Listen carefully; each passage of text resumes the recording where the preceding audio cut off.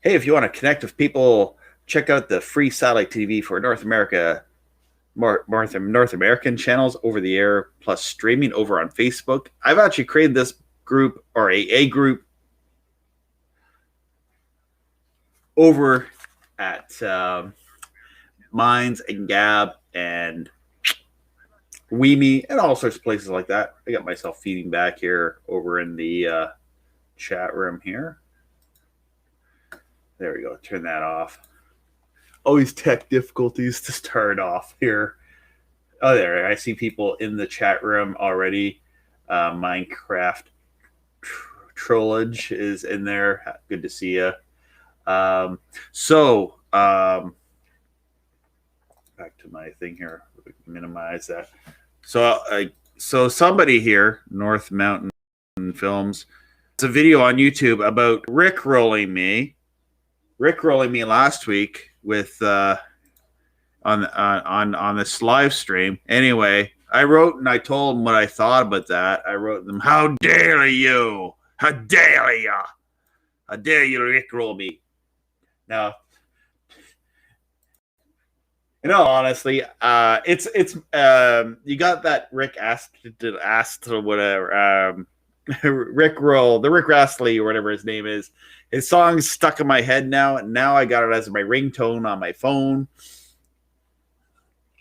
It'd be great when I'm walking around in a store and that goes off. So yeah, we got other news. So HEVC, I just pulled up their Wikipedia page here. HEVC, which says it's a successor to ION, Broadcast Digital Media. So they are they're doing the DoSI TV and the Defi TV, I believe. So those will be new channels that are coming in July 1st, I believe. Where did that article go? I think I posted it up here, actually. I posted it here on Facebook here. Here we go. So, yeah, HEVC to launch DoSI and Defi TV multicasts. And looks like it's basically reality shows that cater to reality shows for men and reality shows for women. It looks like there's going to be like channels that are shows that are like that are History Channel shows on the men's channel, and then there'll be some. DoSI is not launched as True Real, somebody says. That'd be interesting. Yeah, if they rebrand it, I think it was supposed to come out on July 1st, Canada Day.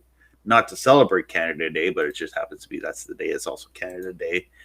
I see on Facebook they have a page, DoSI, at least. I don't know if this is like what we're expecting to see over with the DoSI TV channel, where we will have, I don't know what, unless this is just some other branding with the same name. So it'll be interesting to see. Now on C-band, it looks like it should be possibly on C-band, either 97 West C-band or on 103 West on C-band, which has a couple channels there. So hopefully we'll see more come out of that. Another one was coming out was a new channel called Rewind. Rewind, which is owned by Nexstar, WGN, Nexstar, all these big media conglomerates. So Rewind will be launching. I got their website up. Or is it Rewind that's going to launch very soon? Or if it's not launched already. The funny thing is I haven't done a channel scan. I guess today might have been a good day to do that. Is it May 1st or June 1st? I don't know. Launching in different areas. And a lot of areas they'll launch right now. I'll have to later on in the show do a scan on my over-the-air tuner and see if I can pull it in. With Rewind which I guess is owned by WGN, which owns, or no, WGN owns Antenna, don't they? I'm trying to figure out which one has owns who owns who, and who owns who. Nexstar, yeah. Anyway, it looks like they're going to have the shows. Some of these shows are shows that I see on Antenna TV. Different Strokes, Drew Carey, or Different Strokes, Facts of Life. That's on Antenna TV right now. Mork and Mindy is on Antenna TV.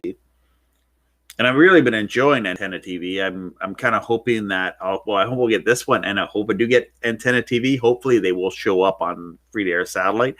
If they do, it's more likely they'll show up on C-band and not be on KU band. I'd love it. It would be the smart thing to do for Nexstar, for Sinclair Broadcasting, and all these networks. If they just went and got transponder space on KU band, more eyeballs watching their content.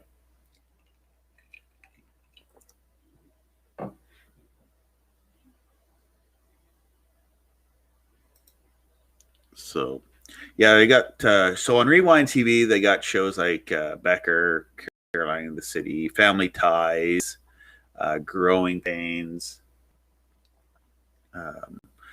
Head of the Class, The Hogan Family,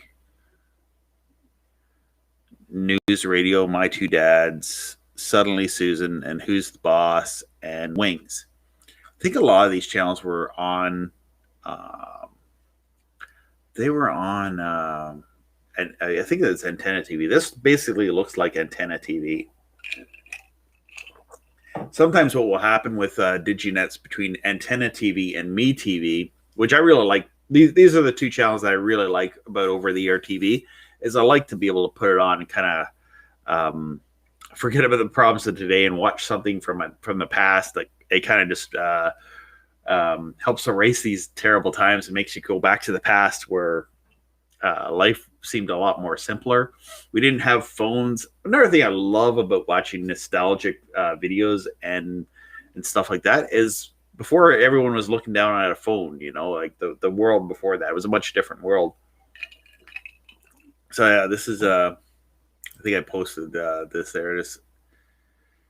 So Rewind TV is a multicast airing multicast network using network airing on television stations across the U.S. Multicasting, DigiNets. I think, and that's one of those things. A lot of people call them different things. A multicast network, a Digi network. I'm just going to quickly look at the MeTV shows, see if they're taken away or anything's going away. Because sometimes, obviously it will always change. Over the summertime, I found MeTV will change their lineup for a while, and you can usually just quite tell because they'll have shows that come back. It actually looks here like Adam 12 is back. I believe Adam 12 was on Cozy TV. Yeah, I think that's where I've been seeing Adam 12 was on Cozy TV.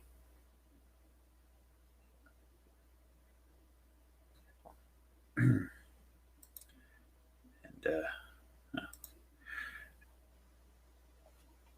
Andy Griffith, which is like a mainstay. I sometimes find MeTV is kind of like what TBS used to be like in the 90s. I mean, I used to watch Go Home from School, you know, Brady Bunch would be on. Some shows like that. TBS used to be the channel to go to back in the day, watch reruns. It still is reruns, but it was like the older nostalgic reruns. And Leave It to Beaver is probably one of my favorite shows on MeTV. And for a while, Leave It to Beaver was on Antenna TV, and I wasn't. That was when I couldn't get Antenna TV in my area, but now it seems to be back.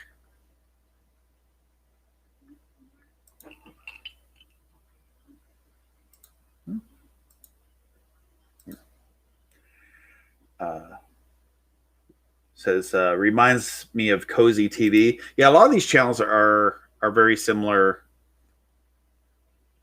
to that.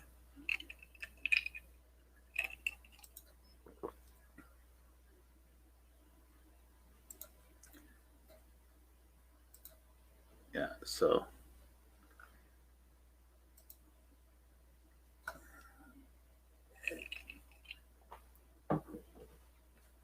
okay, I see.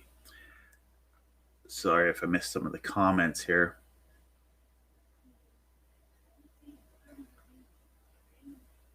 Yeah. So anyway, I don't know if you noticed in my background, I have the TV on, and so I'm just gonna lean back here. So I've been playing around with my analog satellite receiver. I have one analog satellite receiver. It is my it's an old C-band. I don't know if you can see it from here. It's on transponder number 7, which is the last analog channel, which is C-SPAN over on AMC 11131 West.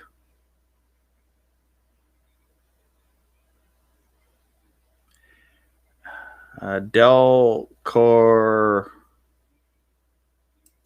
Ion Television. You got a link there for me. I'll put it over here. Hopefully, I didn't crash my system.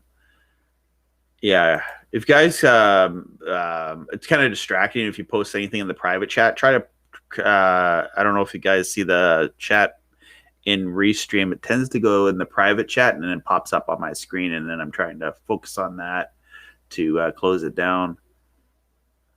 So anyway, we'll go into the chat room. We got Delacour is called in. Hey, if you don't have anything to say, I brought your audio up. Unless you're Rick Roller. And we got Leo Nardo again this week tuning in. We've got Kurt and we got Patrick in the voice chat room if they have something they'd like to say. And yeah, so I've been playing around with my analog receiver, and I'm only able to get one channel with it. And it's actually a very worse for wear receiver. I've done a video on it before where I talked about the last analog channel, and it would look very snowy because the receiver is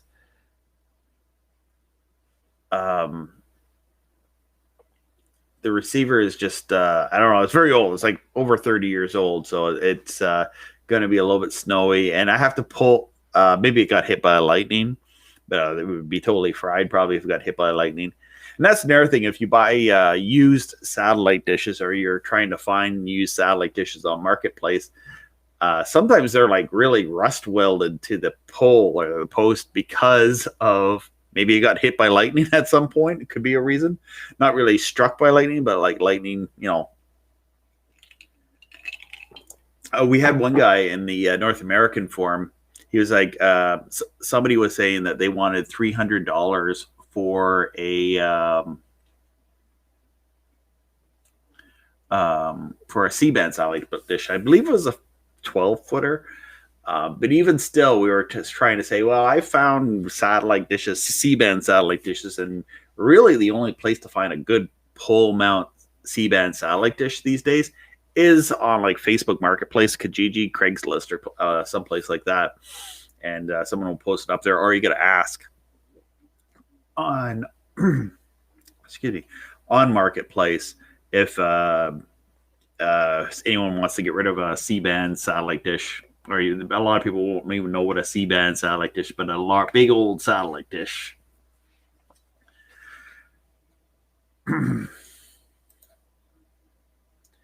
John Yoder says, I still have a Uniden President receiver. Now, some of the satellite receivers, I haven't played around with too much of the analog receivers, but some of them were, it showed the frequency that it was on. And so that was like one project I was playing around with last night. I posted a video up on it. I was kind of trying to be quiet. My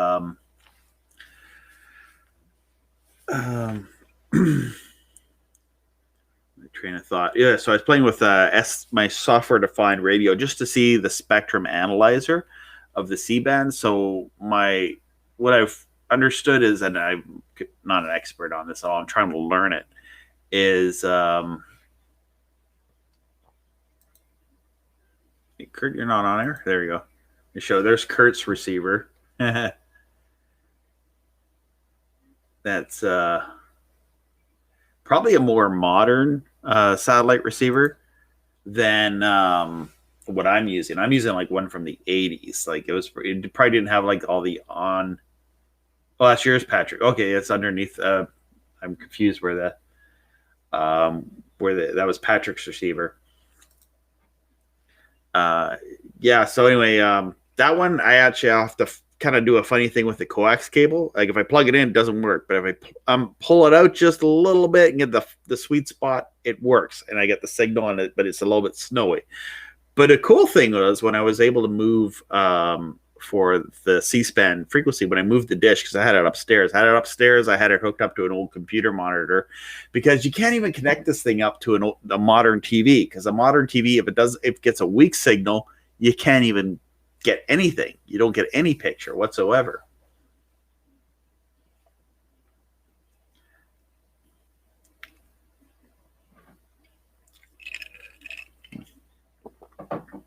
So anyway, I plugged it into an old computer monitor. It works on this TV. Yeah, that's the thing. It doesn't work on the newer TVs because the type of receiver, it puts out static. Like if with a video, audio, right and left cables, your RCA cables, it basically puts out static picture with that if you get nothing. And so I couldn't even get it work. Like if I plugged it into a modern TV, like a modern HD TV, it wouldn't work. But if I plugged it into a computer monitor or this old RCA TV I have here on this TV chest here, it worked. Interestingly enough.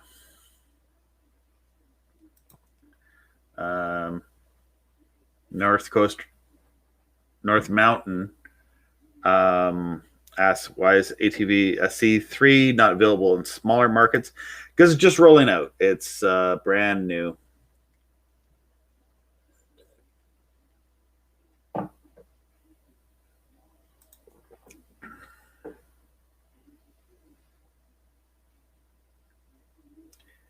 You need to feed it to a video signal to keep it. Yeah, you gotta feed it a video signal. And with a snowy signal, it wouldn't work on the TV. So I just had to put it on an old TV, kind of get a snowy picture and get the picture to come in, and then it worked. Oh yeah, Mark. Other news. Thank you for reminding me about that. And maybe you could provide more information. I don't know if you can call in, Mark. I have a call online if you want to call in today. No, that's this link here. And delete that. But if you want to call in and talk about that, so there's supposed to be some solar activity that can affect reception of satellites. I think we're in that part of the solar system, or it's the time of year where that tends to happen. I'll put the call in to restream thing up here and just pulling up the link. So I'm not very knowledgeable about solar activity and all that kind of stuff. I know it affects satellite reception. If you get lots of sunspots, they've had to I guess move satellites in different positions over stuff like that in the past. So it might not be a good day tomorrow or the next day or this week to go out and adjust your dish. I found that's the thing when you have solar activity. You adjust your dish and you can't find the channel you're looking for, or you think you're losing a channel, and it's actually the solar activity. You think your dish is out of alignment. So that's one thing I would make a recommendation if you're doing that. So what is this here? Sorry. Iconic television. That's what Leonardo sent me here. Is this a new DiGiNet or just looking at the page here? Oh, it's just something in my market. Oh, that's so you're in Texas, eh? You get stuff in Texas that we don't get in the rest of the world, right? Yeah, I just Yeah, it's mostly mom shows, for like stay-at-home moms and stuff like that. It Oh yeah. just gave us a whack load of channels, and it's really not doing us any good. Yeah, you do sometimes get that where you get a whack of channels and it's not really a whole lot you're interested in watching. Although I do find with the over the air market, there is quite a lot that I do enjoy. And you know what I hadn't done today is I haven't done a scan. I haven't done a scan because it's the first of the month. It's May 1st, May Day. My HD home run's not working right now. It wasn't working earlier too, and I didn't restart. Make sure it was working. So I'm not sure right now if there's anything new out there. I'll try it one more time.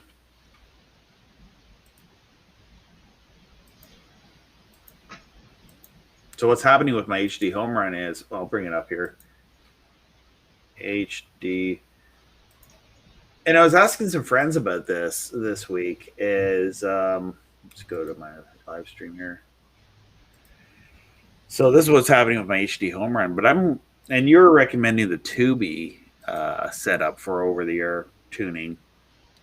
So what I do is I watch over the air and I watch streaming. Not streaming. Well, yes, streaming. I stream.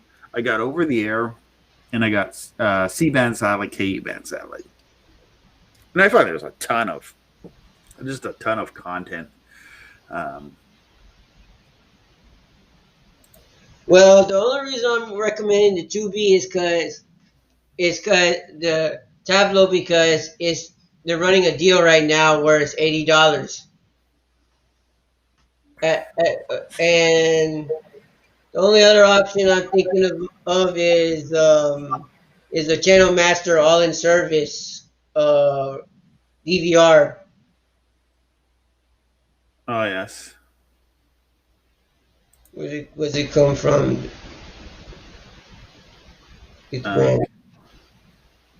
Yeah. So I'm bummed out my HD home run's not working now. Yeah, so there's Iconic. You get another like classic TV channel. You're telling us about it.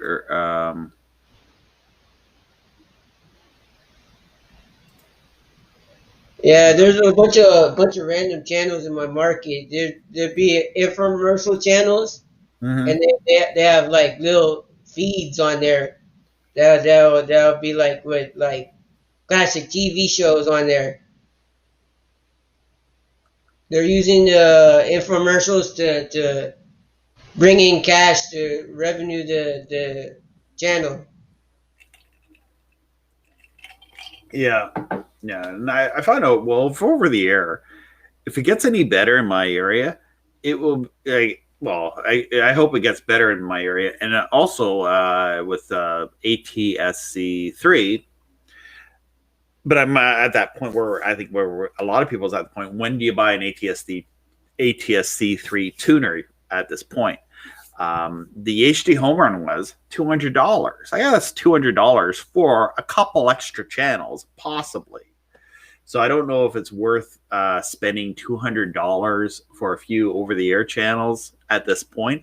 And a lot of people are criticizing, well, it's the HD home run. If you're not familiar with the HD home run, it doesn't have an HDMI output. It's a network tuner. So there's not like something like this. Like maybe I need to wait for something like this, like a Mediasonic. I got to pick on Mediasonic right now because I got a bone to pick with Mediasonic. I believe this is Mediasonic. Yeah, I think it is.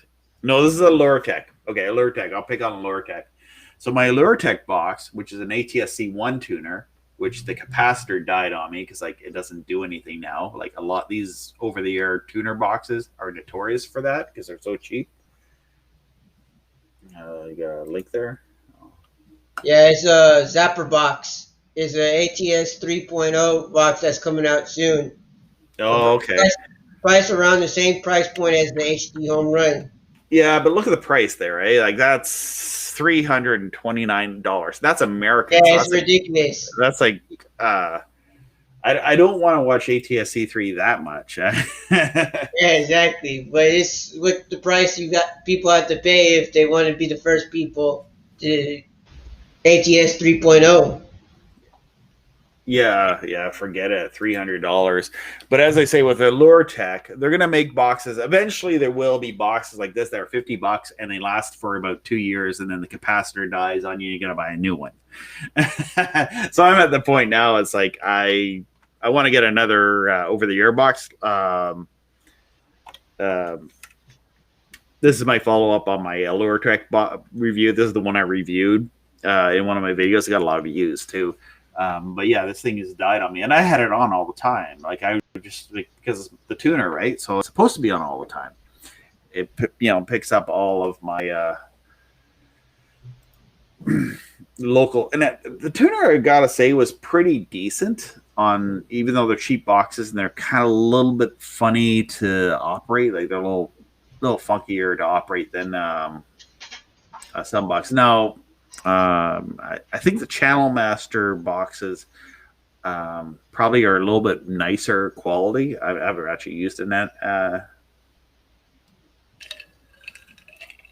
haven't used one of them.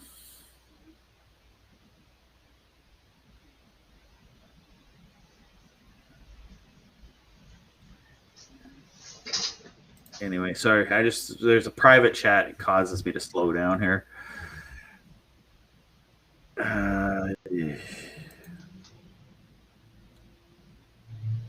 US, Canada going to ATSC3, or he's asking that.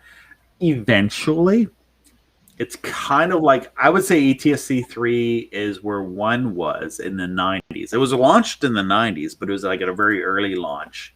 And I actually never heard of ATSC or the over-the-air broadcast. I think I heard about it in the early 2000s, and then it was like one of those things. It's kind of like, well, HD television. I heard about HD quite a while ago. Hey, if there's anyone in the room that doesn't want to chat, can you drop out? There's other people that want to kind of come in here and chat. North Coaster, I don't know if you want to chime in with anything. I got you queued up. There's one guy, I have him down because he hasn't said anything, that have gone into the restream. I guess I can have people in, but then when they're in, I can't boot them out, I don't think.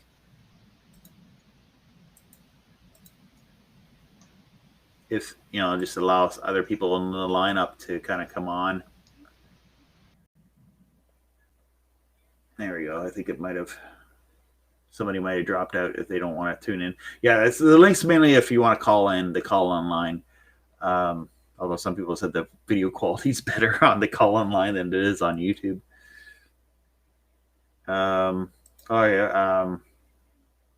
Patrick has some stuff here up on for what's that? RPS satellite. Yeah, do you know those guys? I believe so. I think is RPS. Oh gosh, I forget his name now. It's not coming to mind. He's from Montreal, and yeah. And my receiver is coming from him. It was his old receiver before he landed to me. Okay, yeah. He does sell stuff Are they online. the only one in Canada? Are they the only one in Canada for C-band? Do they have C-band stuff at RPS? Oh yeah, a lot. They were specialized in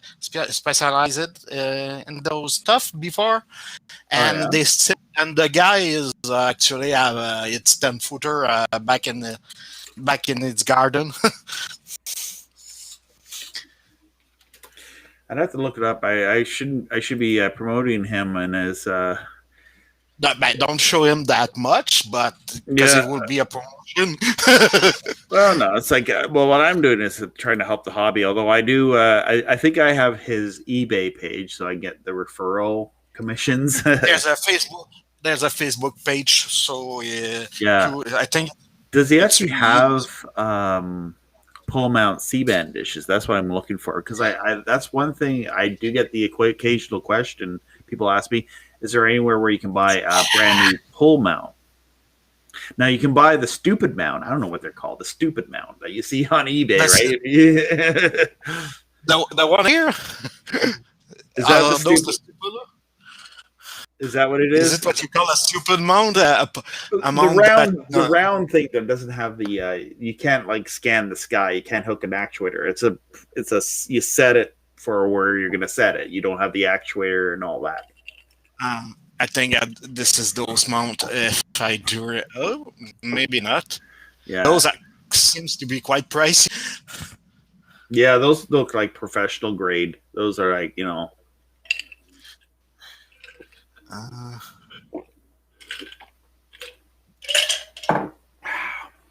They seems to be not the kinds you can move, because actually here it's not an actuator here. But still, the guys has been in this business for a long time. Maybe it's not possible, like you said, anymore to have new stuff. Like since the Tech 2000, I left off the business. I don't know much. I didn't talk to the owner since maybe 2015. I was talking with him a little bit. I sent him an email a while back, just mainly about affiliate stuff. So, because I want to be able to send people.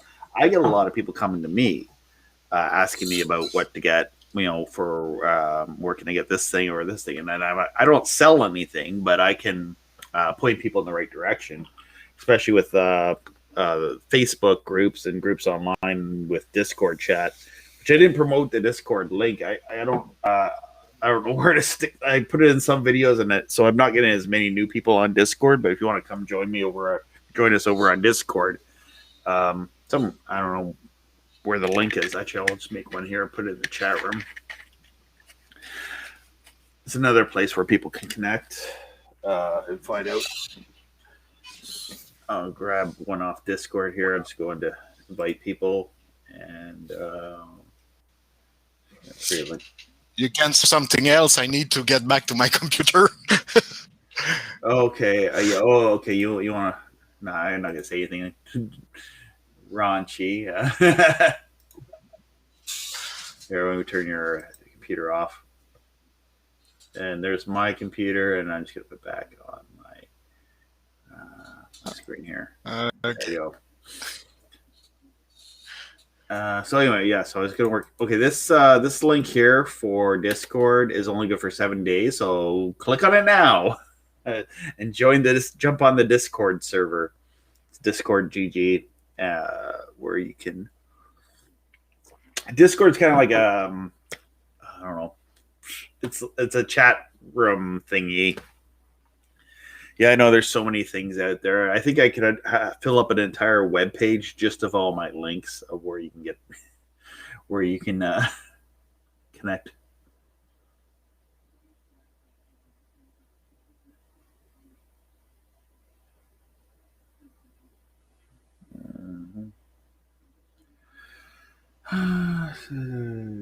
Okay, I got some people joining the Discord server. Yeah, you can chat amongst yourselves there on Discord. May as well chat here where we have the. I'm not going to look at Discord, so if you want to chat, throw it in the YouTube or the Facebook chat room, is I guess where there's a lot of people watching. I can't even see how many people are watching right now either. Oh wait, here we go, 25, and 4 on Facebook. Whoops. Yeah, it's kind of died down. I guess with the nicer weather, a lot of people are not online as much now.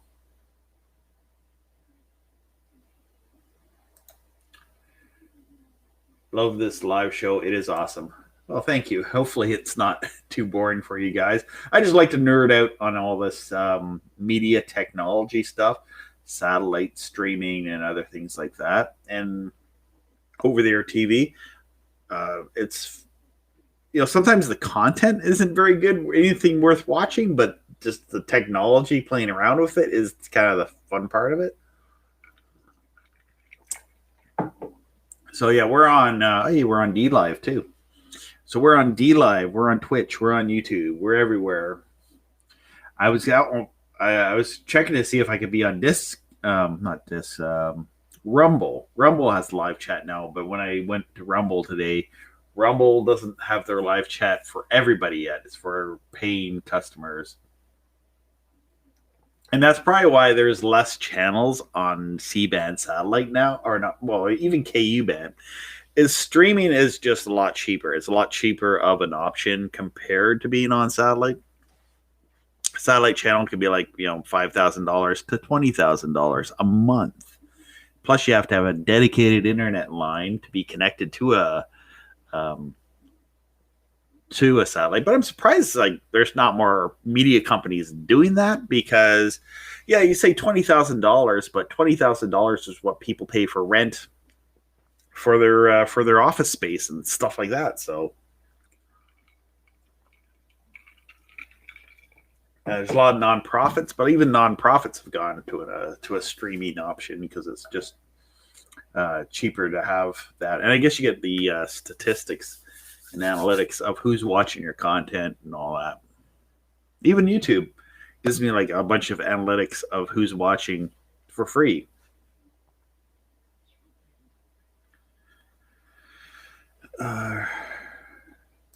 John Yoder says Rumble charges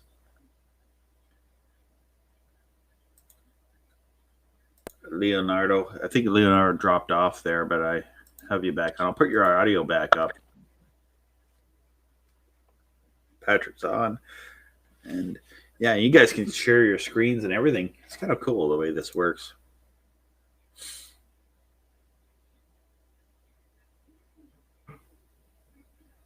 Didn't know that. No. I don't even know what file zone is. Yeah.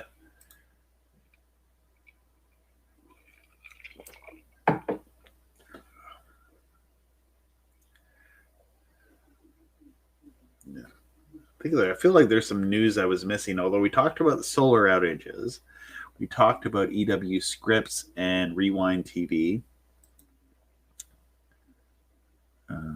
This Rewind, does it say that it's on? Kurt says IPTV list.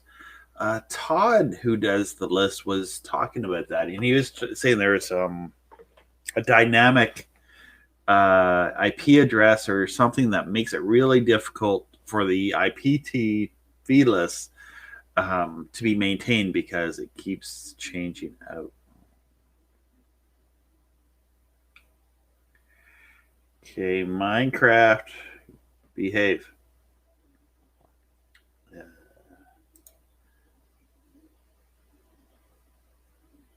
Oh, I don't know.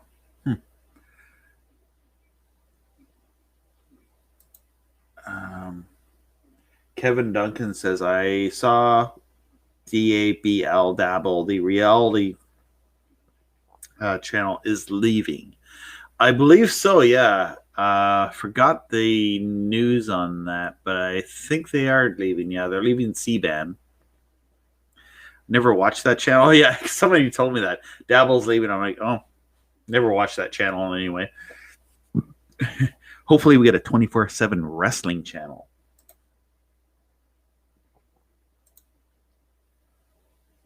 Paul Stringer asks, what is EW Well, I'm Ion Network. I don't know if we got the right Wikipedia page pulled up here. Are they... no. That site doesn't work. Shows that. And correct me if I'm wrong, because I'm just going off memory here. I believe EW is Ion Network, or they bought Cats Broadcasting and Ion, and getting some friend requests here on Facebook. There's a Facebook link in the YouTube description of this video too. So yeah, you can friend me on Facebook. I've had a lot of people join the other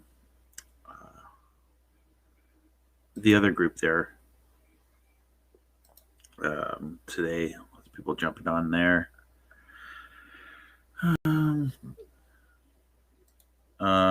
If I go to Google and Wikipedia, I can tell you who they own. EW. Oh. There you go. Wikipedia will tell me. I got their actual website. I was going to the wrong website before. I don't really want that. I just want Wikipedia. Good old white page. Like Tron Digital or something like that they own. Okay. Yeah, they own not Ion. Subsidiaries, Cats Broadcast, Trillion Digital. Yeah. So they own basically all the stuff that's on Ion Network. And Ion has changed. I think we talked about that the last episode. Is Ion is now there's no more an Ion Life or Cubo.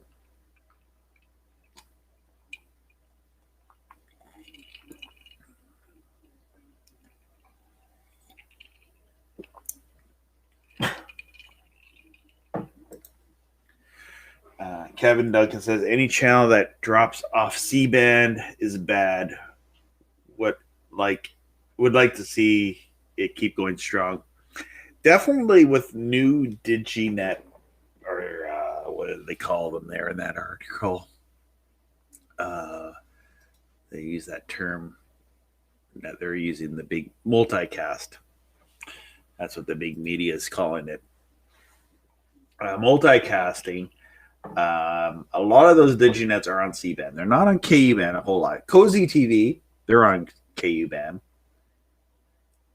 But a lot of them are on 101 West has a lot of them. MeTV is on 101 West. Decades and channels like that. Heroes and Icons, East and West.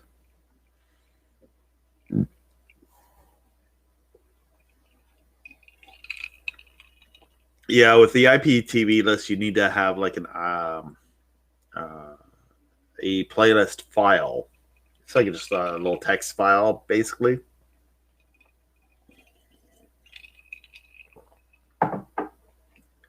Yeah. Now, I was gonna hunt around for some other analog feeds, but I think the feeds that used to be on 113 West for the analog receiver have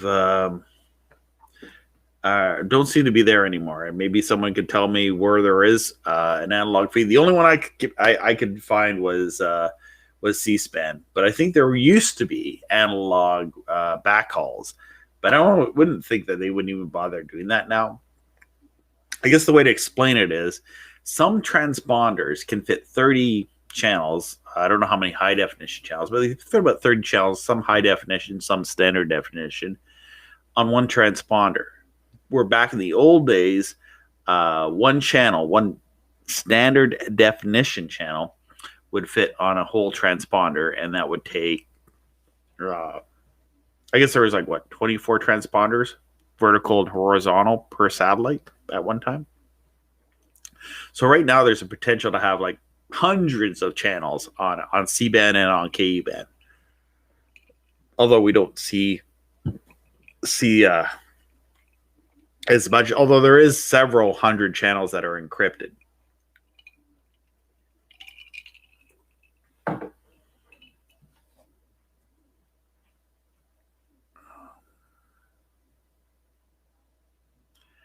Yeah, that's kind of what I was talking about, David. Was the I think that's what you were talking about, or is that in a new? Okay, sorry, I thought you were talking about on 113. I think there was some a few analog channels still there.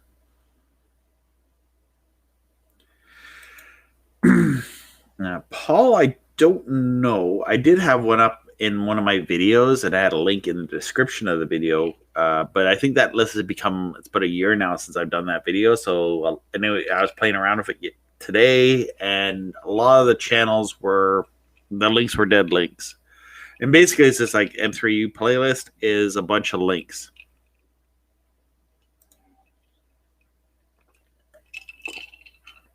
Kevin Duncan says there's 24 on C-band and 32 on KU-band. But with 24, couldn't they also be vertical and horizontal channels, or were there just 24 channels?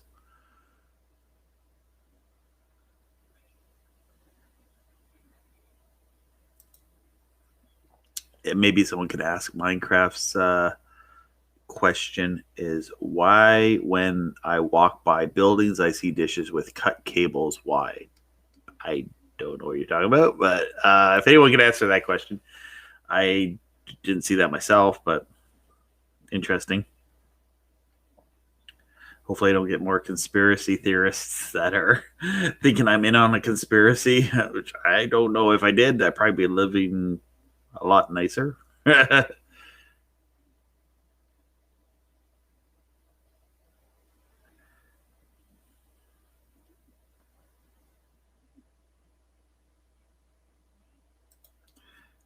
Oh yeah, Mark says we no longer have analog. There's a GitHub link. Yeah. Anyway, I'm not gonna share that here. No longer have analog Aries in the UK. All SkyQ are Freeview now. Oh yeah, yeah. I think everything is digital now. In Canada we do have some analog channel over the air channels still.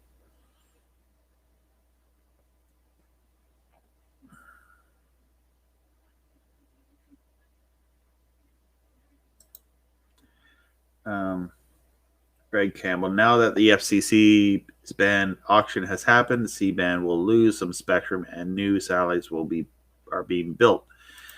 Yeah, from what I understand of that, because there's people that are coming to me and insist doom and gloom, which is nothing new to the free satellite TV hobby or TVRO hobby. Doom and gloom, it's all going to end now. You know, they've been saying that 30 years ago. But they sold off some spectrum, but you got to take into account with H.265, you can now fit a lot more channels on one transponder. So my hopes is that they'll optimize more KU band. And I don't know. KU band has rain fade. That's always the argument of it. But I can count on this hand how many times I've had rain fade on KU band.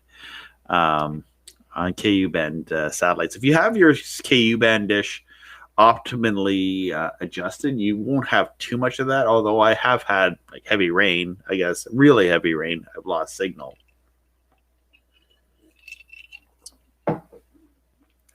North Coaster. Bring up your audio. Hey, North Coaster, if you want to say anything, go ahead. Can you hear me? Yep. Oh, good. Okay. I had a little trouble getting on the on the restream. It's my first time trying. Oh, it, okay. So, yeah. Oh, thanks for having me on. I just wanted to make a couple comments. I guess first of all about the whole DigiNet multicasting digital subchannel thing. You know, in the States, they just have so many different, just a big variety of those. And here in Canada, we have none still. Well, it depends on the area. There's some areas in, I think BC has a independent station that does do multicasting. It's like one of the few that I've heard of of Canada. Yeah, I guess I mean, but like not anything that's owned by Rogers or Bell, basically. Nothing on a wide scale that's available to a lot of viewers. And the only way that people can pick up live DigiNets is if they live near the border. Like up here in Thunder Bay, we only have 3 channels over the air, and we're nowhere near an American city to pick up anything else, unfortunately. There's just so much great TV out there that's free. Even like you said earlier, if you have channels that don't have maybe a lot of stuff that necessarily interests you, just having the choice and variety is nice, eh? Oh yeah, well, like in Kingston, I'm able to get sometimes I'd say over 30 channels, which are south of Lake Ontario. Mm-hmm. And but it's great. I mean, if the C-band dish, well, right now the C-band dish is only able to pick up one channel. Mm-hmm. I don't know if you've messed with analog on your setup, but got the one channel. You know what? I don't actually have an older receiver. You need an old analog receiver. Yeah. And the thing is, mine's botched. It's really old. There's some problems with it, but at least I'm able to use it. I won't spend the money to buy a new analog receiver. I've seen them over the years. People have posted them on Marketplace, not Marketplace, but on Kijiji and places like that. Yeah. And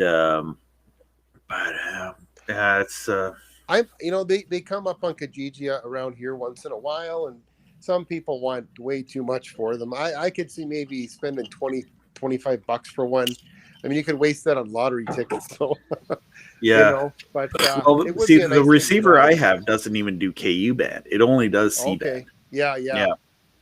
Because there used to be analog C band or analog KU band. Okay, yeah. Hello, guys. Yeah, hey Patrick. I got mine for $60 back in 2010, maybe, if I do remember. So mine is KU and C band. It's quite a recent one. The TRK 2000 I showed before, and I can tell you it doesn't work more than that. So now for me, it's obviously it's useless, but there's no vintage value on this most of the time. Maybe mine has some kind of value because it has LCDs that shows the actual position of the actual position of the sat. There really is no value. If you got there's no value. If you got a cool sat receiver, there's really no value to those things, unless you want to watch TBN. Yeah. But I remember when they first came out with satellite receivers, there was I guess there was I would still see them, maybe you still see them online, is there was satellite receivers that do DVB, original DVB. Well, it's what's still happening today is DVB stuff like on Galaxy 19 and all that. But they also did analog. So there's like hybrid receivers early on, but they're very expensive. And I think that's what killed a lot of people at a C-band at the time, because things were going digital. And when DVB receivers first came out, they were like basically like the ATSC receivers, right? They were way too expensive. Like they were hundreds of dollars compared to now, where you buy a DVB S2 receiver, more modern with H.265 and all that, and they're like $88, $40 maybe if you get like a cheapy one. Yep. Are you talking about the old Motorola 922 from Shadirek back in the day? They were doing digital and analog, isn't it? Or I'm mistaking myself? I still have one. I don't think somewhere. I don't remember them doing Shaw or Star Choice, I guess, back in the day. I think when Star Choice first launched, they were digital, from what I understand. Yeah, they were, but they have a big one. The big it was a CB. What I said is it was a C-band. It was a C-band receiver actually. Okay, because I guess I haven't looked at the history too deeply, but I guess Dish Network, like Charlie Elgin used to do installs of, like, he shows a picture of himself, show it with a trailer holding a C-band dish, like back in the early 80s, because Dish Network didn't have KU band at that time.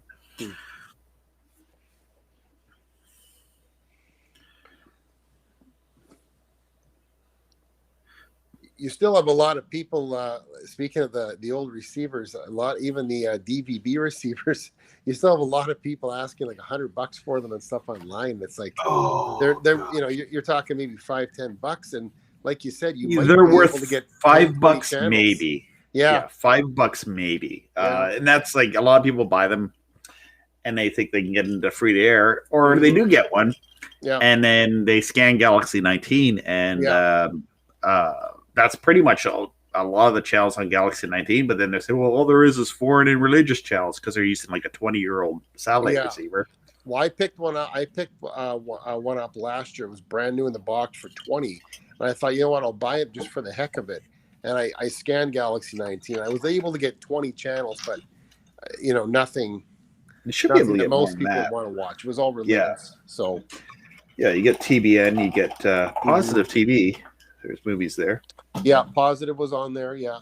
I guess the other thing too is the old C-band receivers. Though the good thing about those, if someone has an old C-band dish or an old C-band LNB, you could still connect the LNB to that. Oh, really had the polarity? Yeah, switch? yeah. The polarity powered. So Yeah, I think you can. I think that still works, if I'm not mistaken. Yeah, if you had it wired up, I guess so on some of the older ones. Yeah. But If you check my computer, you can see what I'm. Oh yeah, what you're looking at? I'll bring it up. Those were the first receiver used by ShotDirect back in the day, and they were using a special duplexer to use it with KU because they were mixed match about power or something. Yeah, but they were the first receiver used by ShotDirect, and it's actually the 4D TV receiver the American use on their C-band, and the version for Canada was the 922 instead of the 921 of the American version. But this one was not able to use a C-band dish. Unfortunately, it was not able to. You were not able to subscribe to C-band provider with this one. But it was actually the same. They're always like proprietary software in anything, and that's a question I get a lot. Is can I use my old Bell receiver for free to air? It's like, well, if you know how to reprogram that thing, which no one's going to know how to reprogram that thing, and then rewrite a whole ground up software, you're probably better to spend $40 or buy they're locked up too tight to even bother trying to do that. Yeah. Yeah, they're not that locked up, but I can speak of that here. For most people, unfortunately, it's probably not worthwhile. Come again? I said for most people, it's probably not worthwhile to bother with. No, for most people, it's not worthwhile. And what I did with what's old receiver from ShotDirect back in the day was just to hook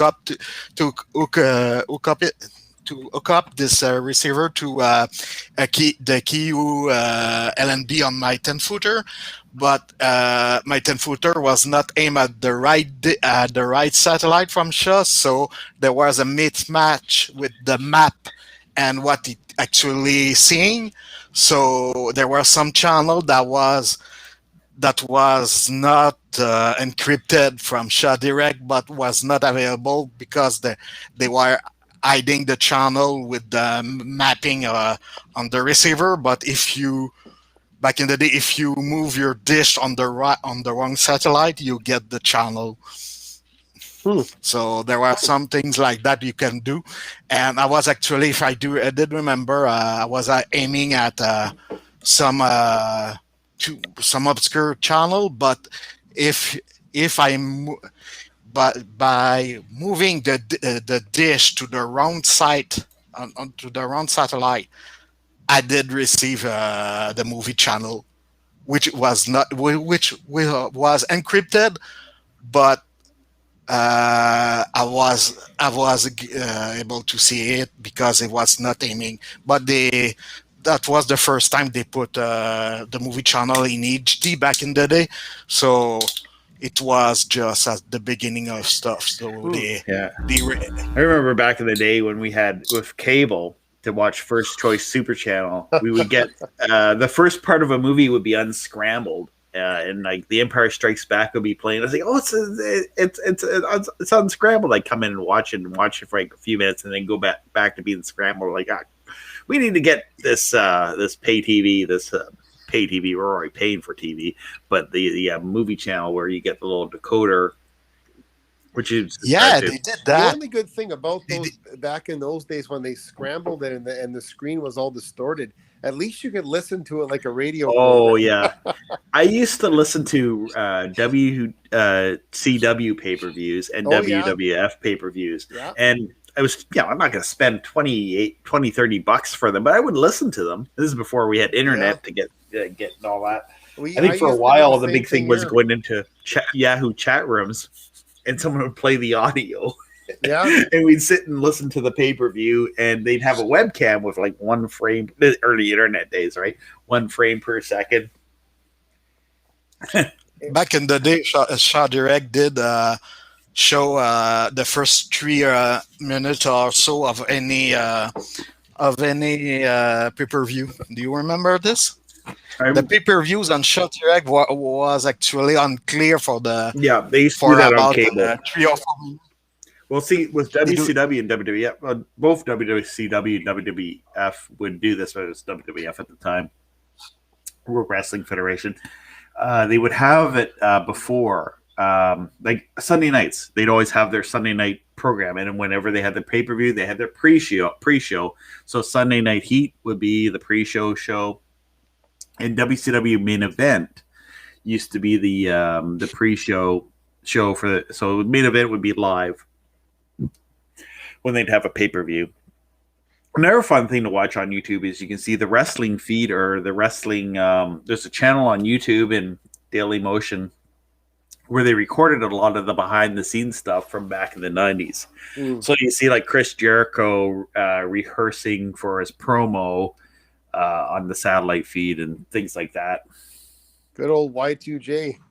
Yeah. The La Champion. Yeah. gonna have a little bit of the bubbly. And with AEW, it's on TNT in the States. TNT has always been the channel that I wish I was able to get here in Canada. Turner Network TNT. We got TBS, which was for WCW. TBS was on WCW was on TBS for years, and then it became they started doing Monday Nitro, and then I have friends at school would have like some sort of satellite system, and they tell me that they can get TNT and USA Network and all that. I think eventually we got USA Network, but then it was like we would always get, or not USA Network, we would get Raw on TSN, and TSN hated having wrestling on it. It's just because they did good numbers, right? So they would have like sports. They would minimize the screen, so it'd be like this. Here, we'll minimize the screen. So this is where I'm on would be wrestling, and it would be like all like sports news, scrolling stuff happening all over. I so much love the wrestling. Watching it on 55 West now because you get the full screen. But even now, like last night, SmackDown was on. What was I doing? I was playing with trying to get the audio. That's the whole story about me playing around with the SDR. So I know I'm not going to get the picture, but I thought, well, maybe I can find the audio carrier off of the C-band LMB and use that and listen to it on my software-defined radio. Just like a fun little project, a nerdy little project that I was playing with, but I couldn't get the what would you call it? The audio carrier. Like I was hoping that would come in like an FM radio station on my software defined radio. So you'd see a little, point on the waterfall. You tune it in and figure out if it's sideband or wideband AM.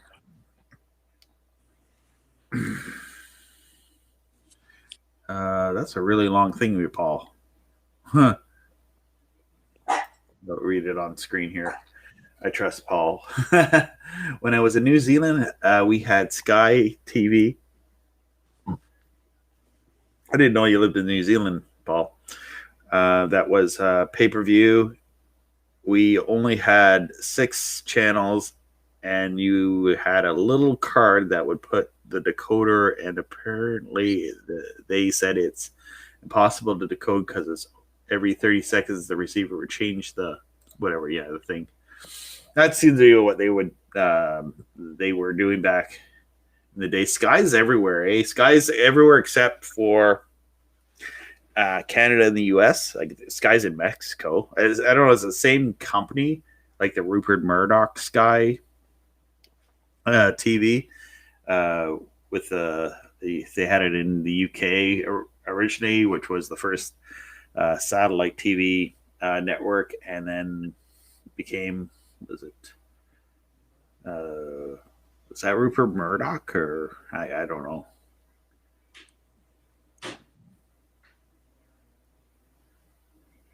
Oh yeah, Mark's in the other side of the pond there. You pay 1 month payment now for Sky and watch any channels you want. 1 month payment. So how does that work? I got a friend here from over in the UK, and he's telling me about how Sky works. He also has Freeview and things like that. I believe that's what he told me.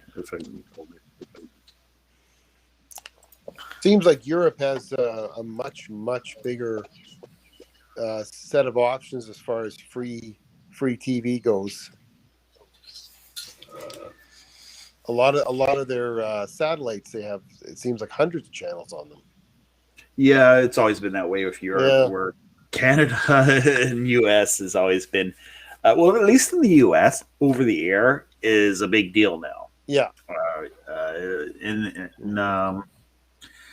I mean, that's a big thing, and plus, the U.S. has lots of towns and cities have good internet in the U.S. Yes, and actually, I've been trying to cover this on my channel a lot lately. Just the DigiNets and also the over-the-top streaming as well. You're having some channels like Newsy. We get Newsy on 101 West C-band, but it's actually typically people have like Newsy on streaming. It's an over the top streaming service, and it's Newsy's going to over the air, and then you have some over the air channels that are going to streaming as well, like the Lucan Mucks on 113 West. Oh yeah, yeah. Lucan has recently rebranded. They're called Get After It Media, I think.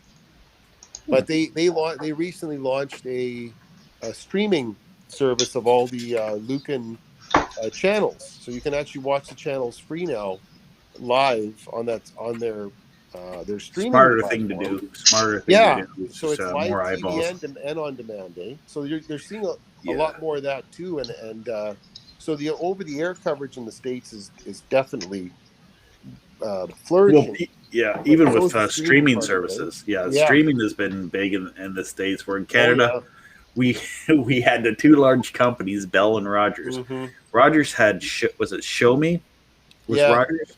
And this head of the CRTC even said, you guys didn't even try with doing a streaming service. Like, it was like a really lousy streaming service.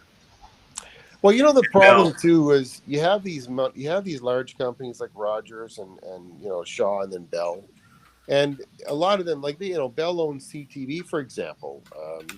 Actually recently, like a couple days ago, Bell shut down an analog. Speaking of analog TV, shut down an analog transmitter. In northern Manitoba. It was the last. It was a rebroadcaster of CTV Winnipeg. So now you have one more community that has, total reliance basically on probably paid satellite, because they're so far north they probably don't get cable, and then internet's a big problem. A lot of rural areas in Canada don't even have decent internet, so they're pretty much forced to be on paid satellite. Which is why we got to get the word out about free satellite TV. Yeah. That's quite true. In fact, if I can come again here, all my neighbors here are using the Bell dish system, because their internet is at 5 megabytes, so it's kind of useless, except for the geek like me. They don't use it much for the internet. They don't use much internet for a. My neighbor told me as an example. Oh yeah, I do have Netflix, and you have it in HD. Yeah, okay, I don't believe you. At 5 megabyte, you can do much except downloading your television. You cannot stream it, because any streaming, it's about double the bandwidth you need compared to downloading a broadcast. So you need about 15 or 10. And when you don't have it, what you have, like you said, you have a dish dish, bell, or a Shadek. You have those ones. And that's the thing. I mean, even like in this area here, I just a few weeks ago, I just picked up another C-band dish from just a person just kind of outside of the city here, and he had a Shaw dish on his roof there, and I said, hey, you can actually use that to get free satellite TV. Instead of paying for a monthly fee. And because he said that's all they got is basically the Shaw's paid satellite, because the internet is so terrible. Even I'm talking like not even 20 minutes out of Thunder Bay. There's no cable. There's no cable access, so it's literally satellite TV or nothing, because the streaming, the internet is just not there for any kind of streaming. So the internet it's not there for streaming. No. Yes, and at all. And those guys. Hey North, where do you find the stream here for Get After It Media? I'm looking on their website here. Where I'm on the family channel. You know what? Okay, hold on now. It's not called Get After It Media. I made a video on this my channel. It's called itsrealgoodtv.com. Oh wait, here it is. Yeah, It's Real Good TV, and they do have an app, and we can use the app. Cut it. You will get flagged. Oh, okay. No, it's just me. I'm showing the Heartland website. Well, they do have an app as well that works in Canada. I actually, their app is on Roku too. I use it on Roku, and it actually works. So you can watch their channels live, and it's literally the same feed. Well, I'm watching it live here. I got it here. Yeah. I got it right on this Get After It Media. I got Retro TV playing in the on the player on the website. It's the exact same feed as satellite, so you get all the health insurance commercials and everything too. Yeah, you get the reverse mortgage. The Fonz wants to sell you a reverse mortgage. It's not the Fonz, it's Magnum PI. Yeah, Magnum it's PI. Mike Lindell with his My Pillow, and My Pillow, and it's the Flex Seal guy, and all those good commercials that play on every free satellite. Hey, you know what? Those people help pay for free TV. 100%. The Flex Seal guy. Yeah. Now he has this commercial where he's walking around. He's like a giant and all this. You know what though? That's the other thing though, Robbie, is you hit the nail on the head.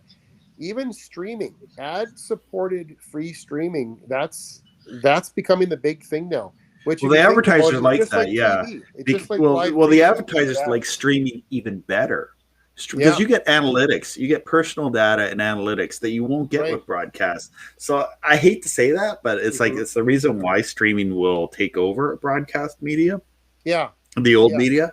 It's because of like I could put up channel up, but I could say, I get millions of views, but I can't really prove that I get millions of views. Where with analytics, if like my YouTube channel wouldn't be my YouTube channel, but another YouTube channel, Jake Paul or something like that, they're getting millions of views a day on a video, and they know what the demographic of the audience is.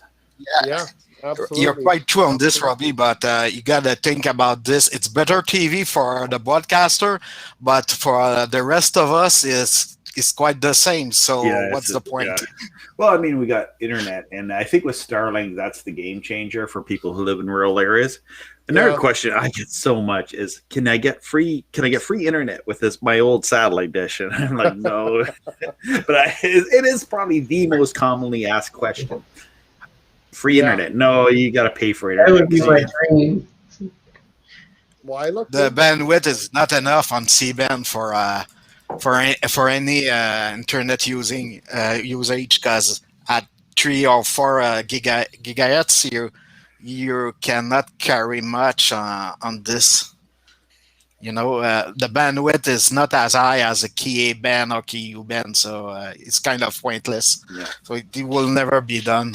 But if an except for stable. but if electromagnetic pulse or sun flares or an asteroid lands on Facebook's server, you'll have to go back to satellite TV to get your entertainment. Did I send the wrong And link? some will get back to Come again?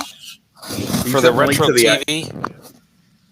I missed. What was it? What was the link supposed to? It's Real Good TV. It's Real Good TV. Yeah. Live. I'm gonna bring it up here. TV. There's on demand and live stuff, so that's kind of nice. It's Real Good TV. You did a video on that. I did, yeah. Actually, Okay. speaking of you mentioned the sun and all the solar flares and all that. Yeah. I made a video about that a while back, so it gave me a chance to do some research on it. So basically, the solar, and I might be wrong if there's a scientist listening, but basically all of the radio waves from the sun are so powerful. They basically just once the sun kind of gets behind a particular satellite and it's in line with the Earth, the radio frequencies from the sun are so powerful they just basically swamp the satellite signal. So it's kind of a temporary thing. Like people might notice their dish goes out for 10-15 minutes and then suddenly the signal comes back. Yeah, it's like InfoWars for the last month. Tell that to Shaw Direct. They made news on this back 3 or 4 years ago. Yeah. They lost Shaw Direct for about a day or so because of the solar flare. Yeah, actually, a lot of TV providers they'll have a little graphic on the screen or have a warning on their website about solar outages, and they want you to know. Shaw Direct will have an on-demand library and all that kind of stuff. So does it just have retro TV in Heartland and Revan? Does it not have the other channels? Right now, I noticed it's only got those three. It doesn't seem to have action or family yet. They just rolled it out like maybe a few weeks ago. So I'm thinking they're going to be adding those soon. And sometimes it's different than what the what's on TV as opposed to streaming, because I tried to watch Doctor Who at 8 o'clock Eastern time and it was something else. Oh, okay. Okay. Yeah. There's content rules, and then they'll just Oh yeah, there might be some changes there. I'm not sure, but at least it's one more option for people to. Yeah, well, for retro TV, I used to get it no problem on KU band. Then it moved up to C band. Yeah. And I've had nothing but problems. Yeah, those were the days. Are you able to get an 8-footer, Robbie? No, I have, but I'm not getting it right now. Maybe I just don't have my LMB the right position, but it's a you tried on 113 or whatever it's on? 113 West. Yeah, I had a 10-footer aimed at it, and I got it no problem here. But 10-footer is the way to go. Yeah. See, I like to play around. Yeah, well, I like to play around to see what I can get with an 8-footer, because some people, even my yard, if you see my yard, it's not the biggest yard. So if I put a 10-footer, it's going to be that much lower to the ground, that much shot bigger. Yeah. So I haven't done that. My wife doesn't want me putting a 10-footer. I got two 10-footers, and one of them I gotta kind of fix up one of them. But rubber hammer it and get it banged out and fixed up. No, it's not that. It's called an Orbitron, and it's a dish with the L&B arm is a single arm. It's like a button hook style. I'll make a video on it sometime. But it's really hard to get the declination set on it, because you have to spin the dish around. It's kind of strange.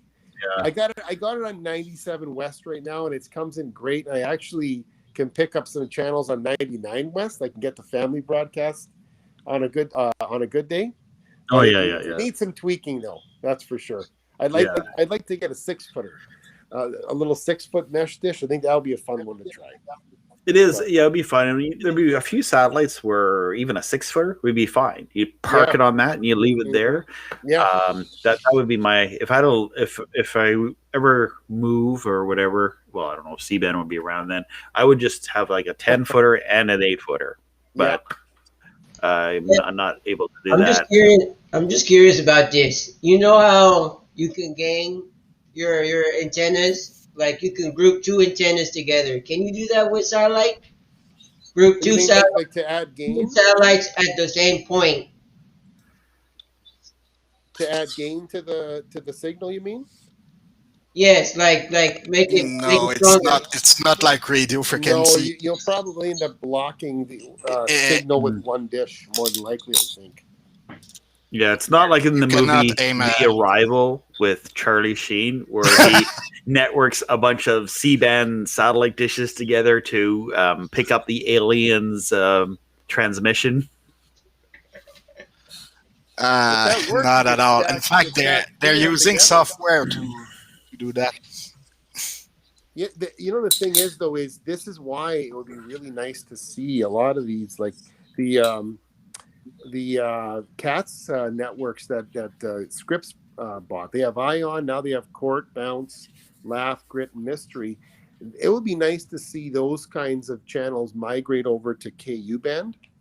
Oh yeah, it'd be awesome if they have like basically amazing. If we got Pluto TV on like one, on a couple transponders or something, like Viacom, even though they have the streaming, just as a more eyeballs watching their content, right?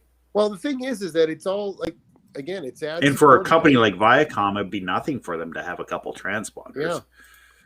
And you're going to be watching the commercials while you watch the shows. I mean, so for them, it's probably a win-win. Like you said, more people seeing it, right?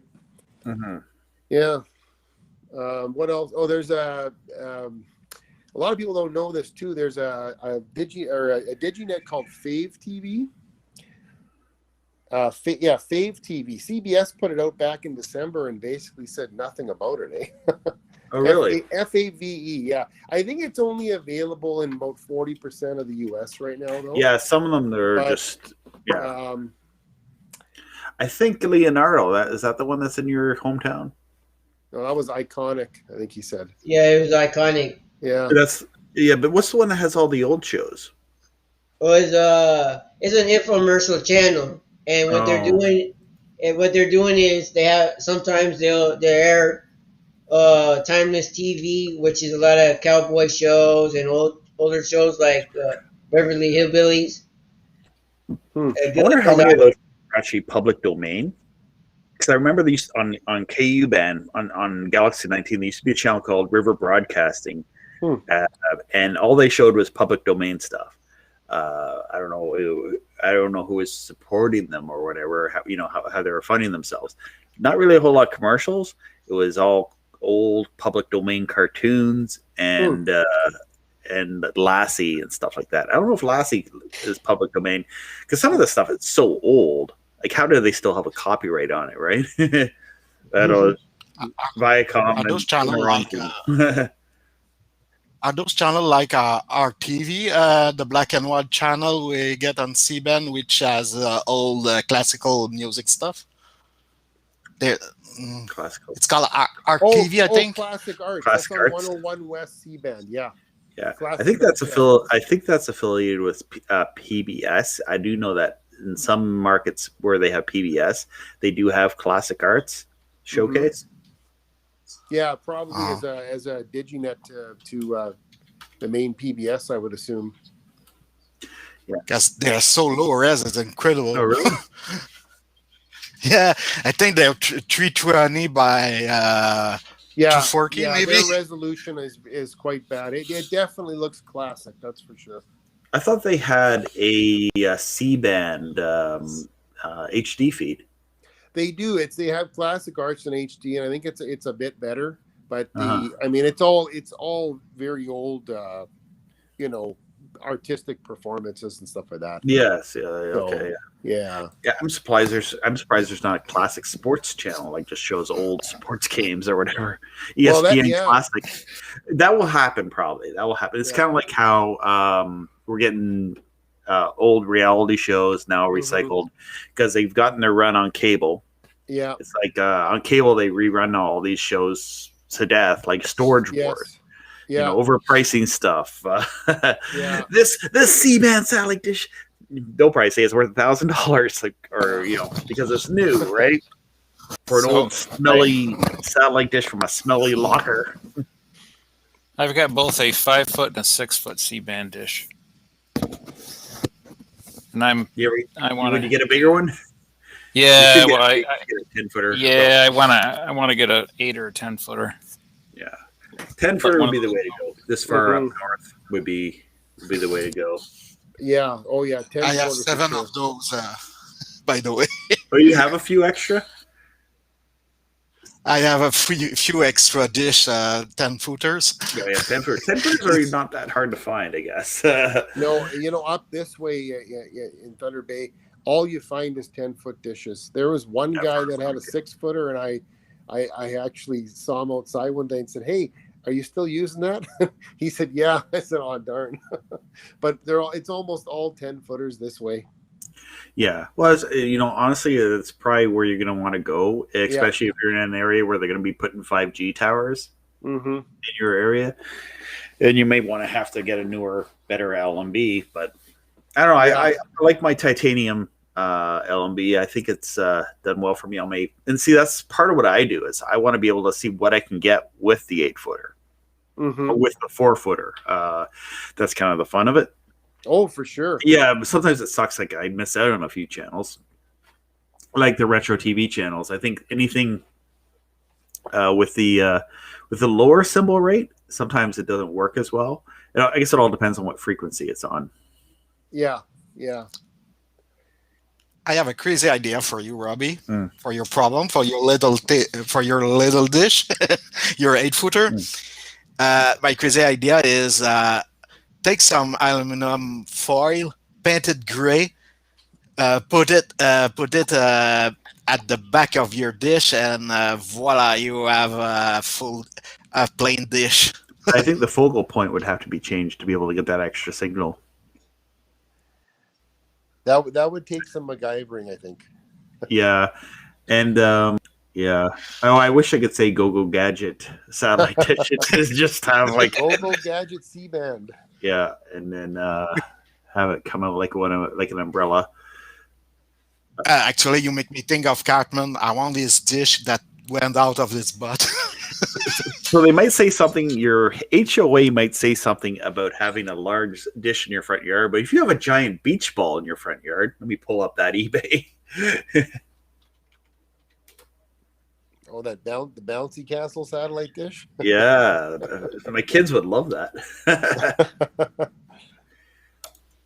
Those ball dish were actually coming at first from the military world, I think. Yeah, it looks like military grade type stuff. Yeah. At first, there were little Kyuben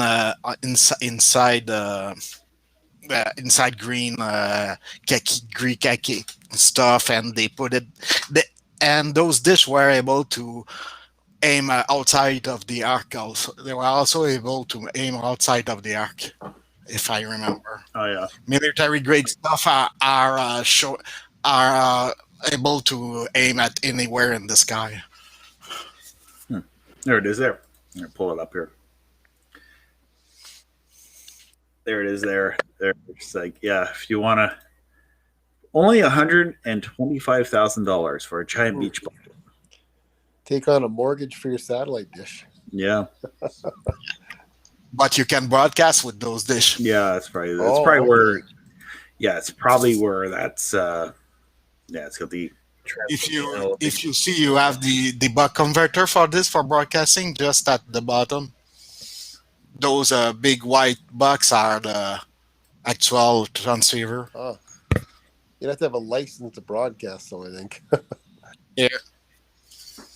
Or you just get approved from from Industry Canada. That's where you go get your commercial radio licenses and all that. Well, here in Canada, in the U.S., it's I think it's FCC in the U.S. Yeah. Although in the US there is a little bit more freedom to have like a low power micro FM radio station. You can have a Part 1 FCC compliant transmitter, which in Canada, with the way it looks like in the law, you just can't. It doesn't have anything for that. It just has no transmitting. Seems to be what it says. Yeah, it's and it looks kind of scary. I don't mean to get political, but the heritage minister of the Liberal Party here in Canada, like they had some scary stuff in the bill when it comes to freedom of speech in Canada that they were trying to push through. And I think they backed off on it.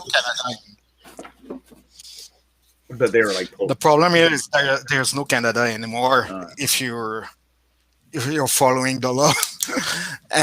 But the dish you just showed, you cannot buy this even with an AM radio license. The bandwidth is not available. The frequency on those are not ones that you can use with an AM radio license or anything. So I don't know what's the point of putting this stuff on eBay. You can buy those things. I guess they're just trying to sell it off. And see, I don't want it for transmitting. I just want something like that for a receiver to play around with it. But maybe it's possible, like to build something like that for your camping trip, whatever, or if they had like a cheaper option that was just TVRO, that would be nice. Yeah. Actually, those dishes you saw are the best choice if you want to hack a satellite like in the old days. Oh yeah, if you want to hack, because you just inflate your beak all the way out in the middle of the field where no one is watching, and Captain Midnight is broadcasting. Captain Midnight to .ho. Put on your Max Hedro mask and. But unfortunately, with the digital world and the payload and everything like this, you cannot over modulate the signal to hide the original broadcasters anymore, because you have a digital payload to manage, etc. It's not, unfortunately, it's too complicated.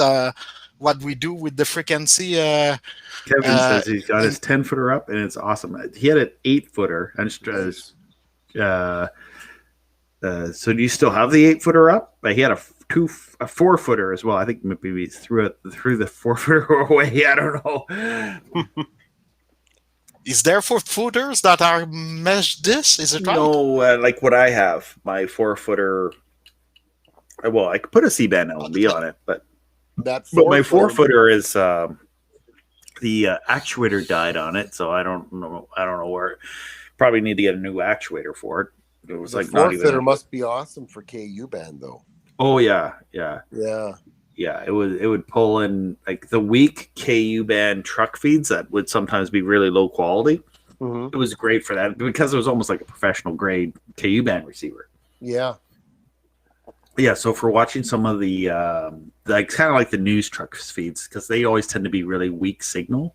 It was really good for that. But the only thing is the design of it was very tricky to get the full arc of that particular design of whatever it was. And some satellite dishes just tend to be that way. I was able to get KU band, I had a CKU band LMB. I had it really well optimized. And then I switched to a different kind of LMB. I wish there was like the titanium C1 LMB. It's like marginally a little bit better. It's easier to like stick it on your dish and you get signal a lot better with that. CNKU? No, it's just a C band LMB. Oh, okay. And also because I have so many dishes, I wanted a dual output C band LMB, so it has like two outputs, so I can run it to 2 different receivers in the house. Right. So yeah, there's nice. There's that.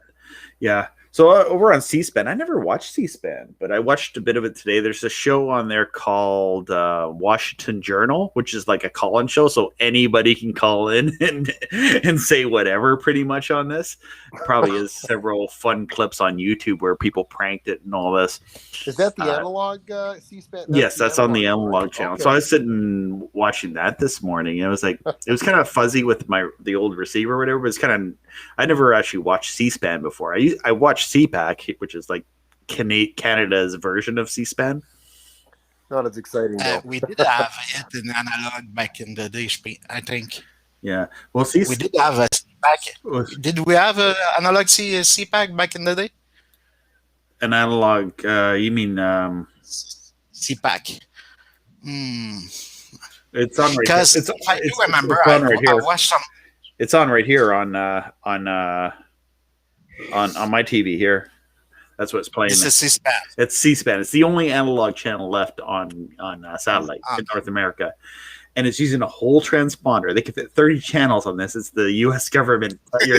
Your tax dollars at work is paying for this. I don't know how much it would cost for a whole transponder to rent it for a month, and they've had maybe their contracts are ending.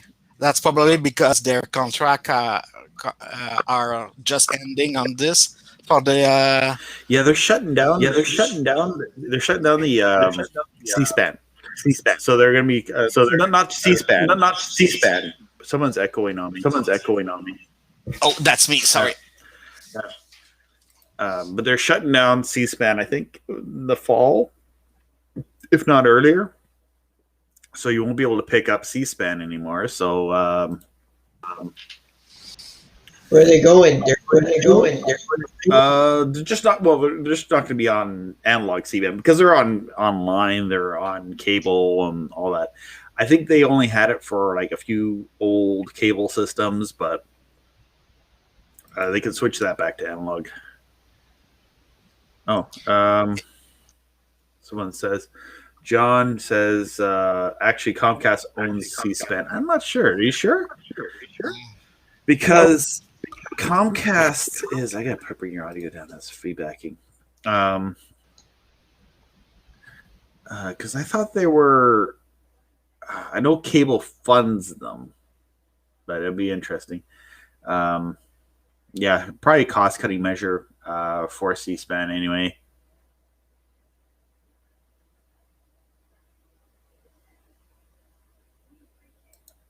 Okay, Kevin answered my question from a while back. I gave my 8-footer to a buddy to get into the hobby. Still have the 4-footer up with KU-band. Yeah. See, what I could do if I ever decided to play around with a 10-footer, I could just take down. I got the post up. As long as it's the same type of post, I could have a 10-footer on it and get that nice 10-footer extra signal. And when Tech 2000 contacted me, they were trying to get me to set up a 10-footer for them. I should have said that. My wife was like, no, you can't put up a 10-footer. And I'm like out there measuring, well, it's going to be this big. And, yeah, we'll probably, when we walk in the yard, we'll see it. But now it turns out, well, I should have got a 10-footer. And I sometimes regret that I don't have a 10-footer. But, yeah, it's what it is. C-SPAN back in the day, someone slept on the switch back there on C-SPAN and broadcasted Russia Today because the guy was actually watching Russia Today instead of C-SPAN, and he switched the feed from C-SPAN. He switched it to Russia Today, so they sounds like something that would happen. The news they talk about Russia hacking C-SPAN. Do you remember this? I don't remember hearing about that. No, but imagine it probably has happened before, where the feed goes up for whatever reason. It's not properly. It's less here in Quebec. We did have back in the day the Toon Channel that at night mistaking itself and broadcasted porn. That's what's not a good idea. Mm-hmm. Do you see the picture I send you on my feed? Here it is. Here, that's the Yeah, star those were choice. the first receiver for HD. Oh, okay, yeah, I think I've seen those like dirty, dusty garage sales. I think the Shaw Direct or Yeah, Star actually, Choice. actually not quite. What you saw is the old 401, and this one is the sidecar. We call it the sidecar, the HDD 200, and it was used on C-band with and Shaw Direct to get HD in 1997 up to 2005. So actually, in America, it was the first HD receiver we got. There was HD in the early 90s. I guess there was. It wouldn't have Yeah, been. Was it 720p? I remember the it was actually 1080i, 1080i. and Okay, yeah.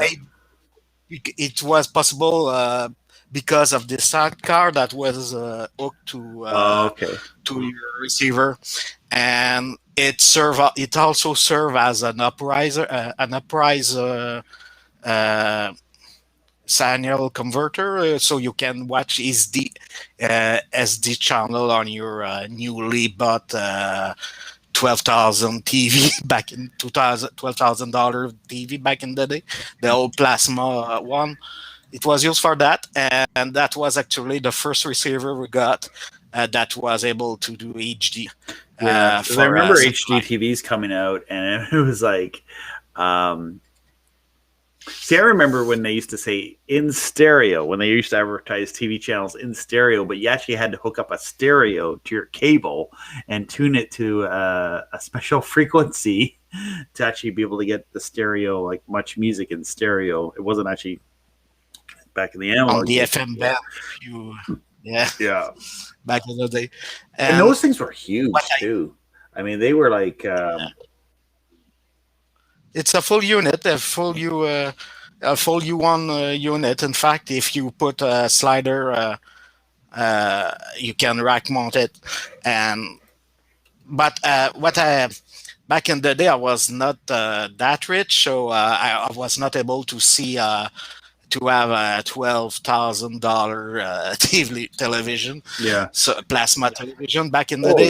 Those were crazy expensive back this when receiver. It's kind of like what ATSC is right now. ATSC 3 is now. That's like where HD TV was in the 90s, right? Who had HD TV in the 90s because it was so expensive.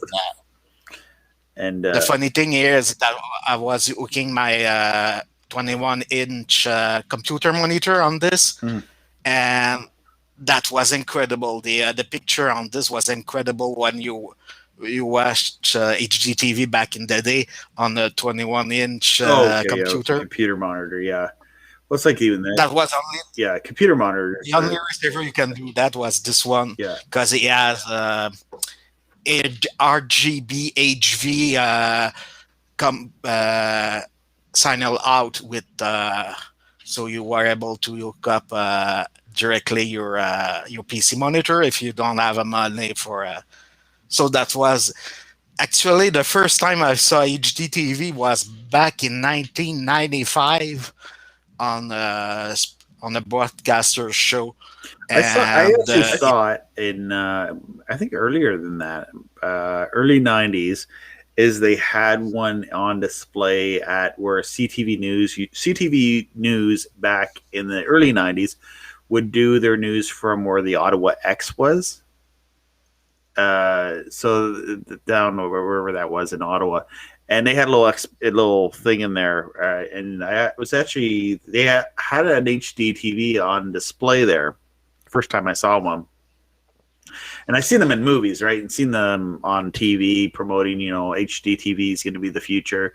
And then movies would show widescreen back when you didn't see widescreen in the earlier 90s and even the late 80s. They actually had HD video cameras. You can find the footage on YouTube that would record back in that day. Back in the What you're talking about was not digital. No, it was analog HD. Yeah. Well, one channel had that. That was the NHK in Japan was the first analog HD channel. Yeah, They they had did that have in the early '90s, and it was early 80s, in the even early. in the '80s, yeah. And it took was it a whole transponder or more than a transponder, a couple transponders to do the satellite uplink? I don't know about that, but there in Japan they used to do that over the air, so they were getting just one channel for. But it was the analog It days, was the analog so days, so analog was just one channel anyway. Yeah, there wasn't yeah, multiplexing. and the back in the day, if I do remember, the HD TV you got on analog on the analog version was kind of similar to 720p. I could say. Yeah, it probably was. Yeah, I would say that the analog, and it would have been more kind of like what would be the term? Free from digital artifact and compression and good quality. Yeah, or more softer. It would have been more softer than and not as sharp. I guess. Because it's 720p Yeah, somehow. yeah, Yes. yeah. And it would look like even some of the video I've seen from the early video that they would shoot in analog HD. You can find them on YouTube, but they're doing amazing stuff with digital recreations. They've made like I saw a video the other day on Twitter of Russia in 1895, and it was in color and just showed like Moscow in 1895.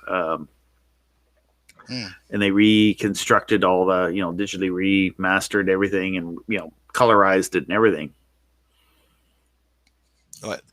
And HD, about HDs was quite something back in 1995 when I saw those signal. I saw it on a CRT video projector, and it was fed from what we call HDVS tape recorder from Sony. Oh, okay. Those HDVS were broadcast open reel video. One thing I really wanted and I never reel. bought was a digital VHS VCR. I really wanted one of those back in because I thought they would be great for video editing to get HD quality. Yeah, because you can input the HDV from the old HDV camera we got. They have the plug for a DV video on this, but the weird one I should have bought when I saw it on the flea market was a WVHS. What's that? WVHS? Yeah, those were the analog VHS for HD. It was an analog VHS, HD VHS. An analog. Yeah, you heard me right. What was the term again? I'm going to type that in. Yes, try to find W dash VHS instead of DVHS, and the W stands for wide, so it's an HD VHS, but in component HD. Yeah, I see it here on Wikipedia. Bring it up. I'll show you guys. If there's any pictures of it. No, there's not. Sometimes people don't remember those pricey stuff that was not sell that much. Yeah, there's I know there's and it was like 1035 interlaced video. So, yeah, 1035. That's kind of weird. Yeah. What was the early 90s or in the early 90s? They were yes, it was not stabilized. Yeah. The spec was not stabilized back then. It wasn't like a standard. So there's a picture of the tape and VHS information on WV digital fan. The guy was asking $200 for this. So, fuck it. Oh, yeah. Yeah. No, it's DVHS, SVHS. From what I understood is DVHS, there were some units that you could use standard VHS tapes and it would record digital. We used to have this in the United States. That was 1080p. I wonder how. DVHS? The DVHS. Yes. You need to put in region 1 there because there's only one region, and that'd be the United States region. Yeah. So the capacity of a DVHS tape was 50 gigabytes. Yes.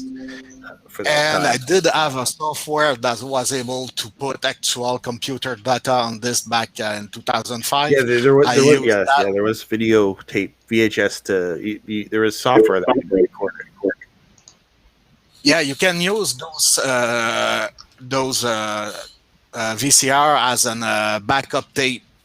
Back in the day, if you want, there was software to record on it, a kind of weird video signal that was actually saving your stuff from your computer. Yeah, I did that with the VCR, and actually the DVHS, it's driven and kind of like an HDV video. And there were some tape labels. Some of the speeds could record up to 120 hours. Some would do 40 hours of record time, because this is something that's existed with security footage, where you would get these special VCRs that record security footage, but it would record it slowly, so you're able to fit hours and like a whole day on a single videotape. Oh, that's nice. Yeah, it's something that exists. I'll look over on Fleabay here and see if there's any digital VHSs on eBay. They're kind of Even you the can tape. find them. You can find the digital VHS quite easy if you want, but the problem is try to find a WVHS. Yeah, that would be the harder one to find. Yeah. I don't have many VHS. I have my own the term property, but not that. You have like lots of top loader VHS models here.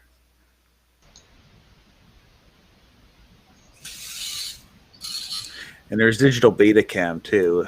You're planning on buying a DVHS? No, I don't want to spend my money on that. It's not really much. Okay. Because I was going to direct you to a group that could get you one. No, I'm not really interested in. Just wondering what they would cost. Video cassette player, digital. Here's a DVHS thing for $100. Don't know if it's working. There's what the videotapes look like. It just came in like it was the first HD format for watching high definition movies. So yeah. Here's a Galaxy Quest. There we go. It pops the tape open. There's what you'd see. The problem there with that one. The quality of the transfer on this back in the day for those media was not good enough. No, was not as probably not was what not as we got today. It was the early days, the early adoption of the technology. That's why I'm like, should I buy a ATSC 3 HD home run or not? You know, like. Even today, the 4K Blu-ray are not actually 4K because the digital intermediate with before they make the master are for those Blu-rays are actually about 2K. So, and the movie is actually 2K. So I still don't understand what's the fuss with 4K. When you stream and you pay for 4K, you're getting a very highly compressed version of 4K on Netflix and places like that. Even YouTube. And those 4K are actually 2K. They're shot 2K. Oh, yeah. They edited at 2K. So what's the point? One of the worst things I don't like is TV companies like Vizio. Vizio is using 1080p to upscale it to 4K. Yeah, that's kind of a good idea somehow, because if you see something that is shot at half the resolution, you will get the best of the option you can have. So watching a real HD stuff at 1020p, watching that on 4K, it's quite good. In fact, it's what you should do. You're gonna have the best viewing experience. From my standpoint, it's quite good. But that's why there's no point to get a 4K source on your 4K. You won't get that much. It's it's kind of a quantizing effect we get when you're doubling the resolution. It's making a good how can I put it? You will get good result from that, but there's not much point of feeding 4K to your 4K TV. You're better off for feeding 4K to your 8K TV. Your TV is not that good because no, TV quality is not going to be like even watching it up close. Like, you know, you need a large TV, and even film, which is probably like the best quality you get would be from film. But film, I mean, it would is edited at 2K. Yeah, pretty much. Like what could the eye see? It's there's the high frame rate stuff, which is not cinema somehow, but high frame stuff always like cinema or film look is lower frame rate. Like it's 24 frames, right? So it's less frame rate than like a 60 frames per second. So I don't know.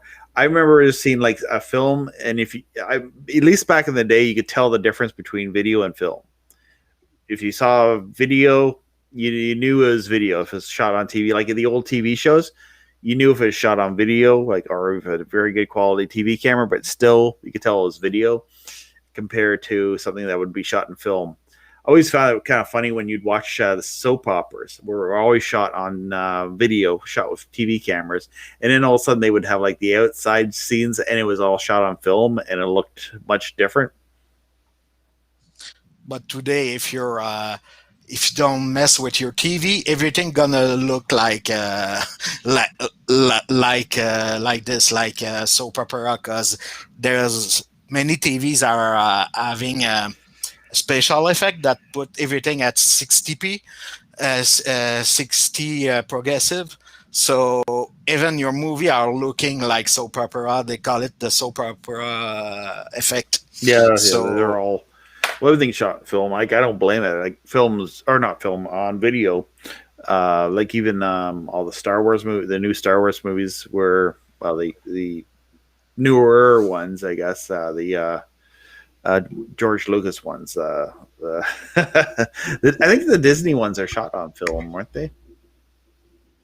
I don't know if they shoot much.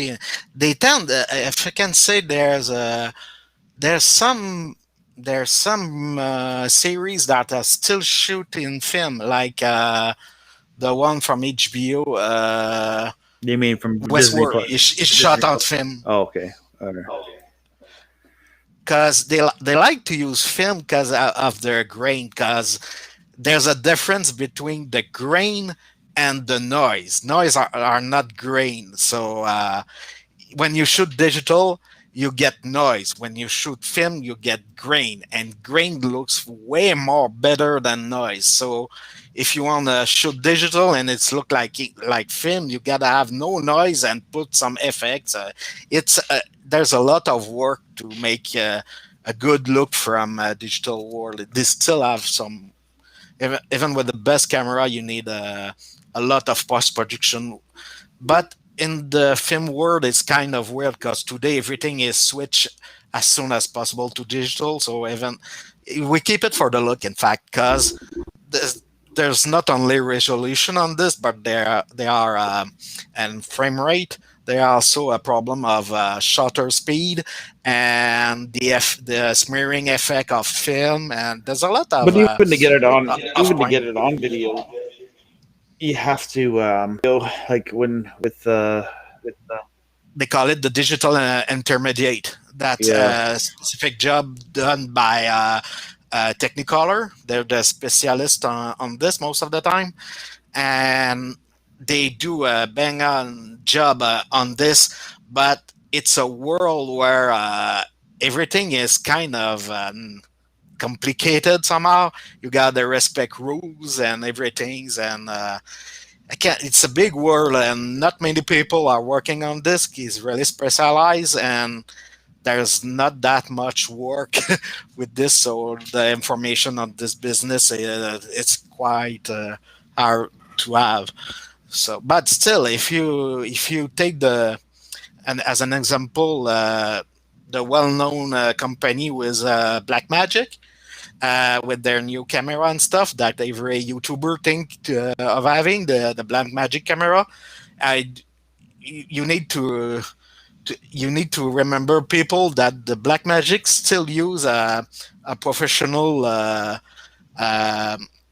camera to scan film too. They have a scanner for film also. Oh, okay. So the world, even this company, even Blackmagic has a film scanner. So and it's quite good. In fact, for the price, just about $40,000 if I do remember, and it's well contained, and you can do the transfer and put it to the DaVinci Resolve. So it can be an in-house project somehow. So we still use film in the business. We still. Oh yeah, it's a popular format. Anyway, I'm gonna close this stream up for now.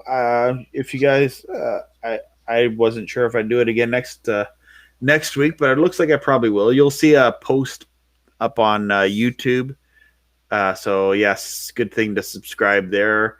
Come in and join the streaming group over here. That's you can look at the group without even joining, but come join Free Satellite TV North America and streaming. If you're looking for some of the stuff, contact me. I put up a few lists of things that you need, but obviously, I guess if you're in the satellite hobby, you definitely want to be able to get a C-band dish to be able to, get all the stuff that you might want to get to watch. So yeah, I gotta go to the washroom real bad. So I'm gonna close off the stream now, and I'll talk to you guys next time we do a live stream. Thank you so much for watching, and thank you guys. I don't know if I said this on the last stream, but I've reached 16,000 subscribers. So thank you for all those that have subscribed. I really appreciate that. Appreciate it. Can't do the show if no one's going to watch it. Or I can do it still, but it makes it better if people actually do watch it. So thank you so much for watching, guys. Anyway, if you're in here in the chat room, we'll chat here for a few more minutes in the restream room, and we can always kind of have a little bit of an after show in here. So anyway, we'll talk to you guys next time, and have a great day.